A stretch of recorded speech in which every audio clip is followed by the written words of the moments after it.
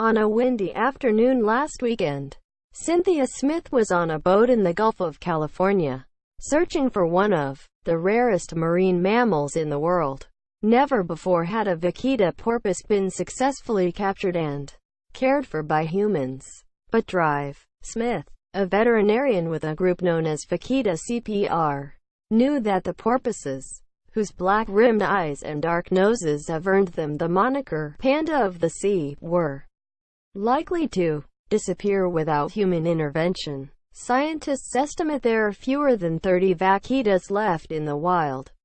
It was a last resort when Dr. Smith and her team spotted a pair of porpoises and managed to haul in the female. They were hopeful. The vaquita was calm, her vital signs promising, but soon after they moved her into a sea pen, she began swimming too rapidly, then abruptly slowed down. By the time the veterinarians released the vaquita back into the wild, it was too late. She was no longer breathing.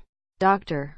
Smith said, "We just couldn't bring her back." Quote, "In the past 5 years, the vaquita population, which lives in only a sliver of water between Mexico's mainland and Baja California, has plummeted by 90%. Humans are to blame, but they are not even hunting for the vaquitas themselves.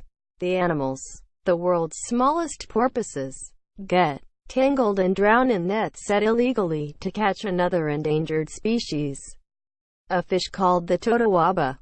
The poach's bounty is an organ from the totoaba called the swim bladder, which is considered a delicacy and status symbol in China and can sell for up to $50 on the black market.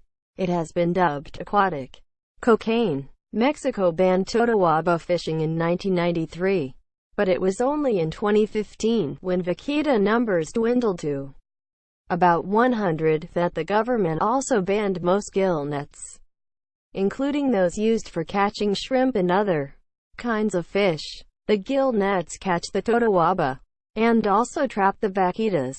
Fishermen are still allowed to use a different type of net, intended for catching corvina fish, that is not supposed to pose a threat to the vaquitas.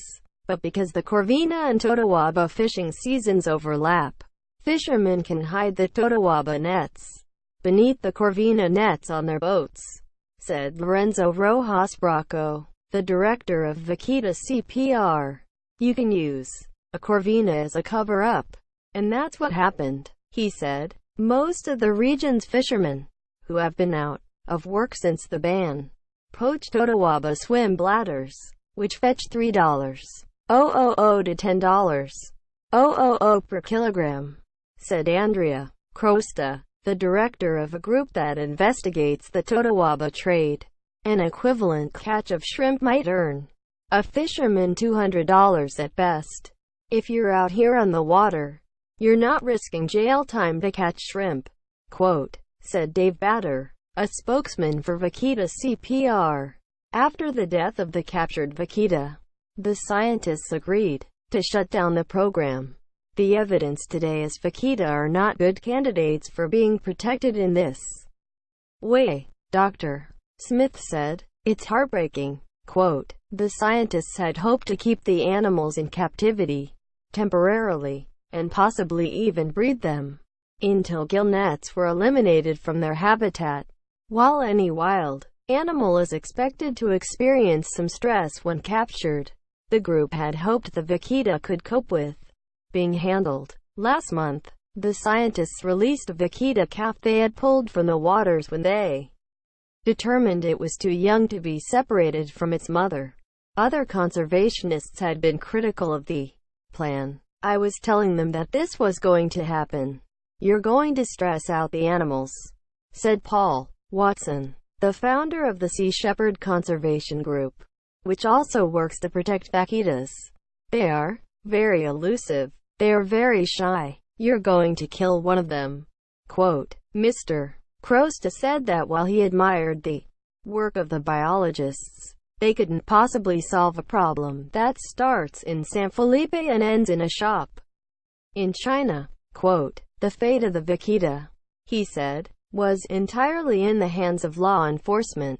Quote, in the past 2 years, Sea Shepherd and local groups have recovered more than 25,000 yards of gill nets from the Gulf, weighing about 50 tons. Now that efforts to capture the vaquitas have failed, conservationists say hauling in the poaches nets is the best bet to save the species from extinction. The Mexican government, conservationists say, also needs to crack down on illegal fishing, while providing sustainable alternatives for the community. Financial compensation from the government often never makes it into the hands of the fishermen, diverted by corruption. Mr. Crosta said, local economies are an important consideration in conservation biology. Dr. Rojas Bracco said, you cannot save vaquita and drive fishers to extinction. Quote, yeah.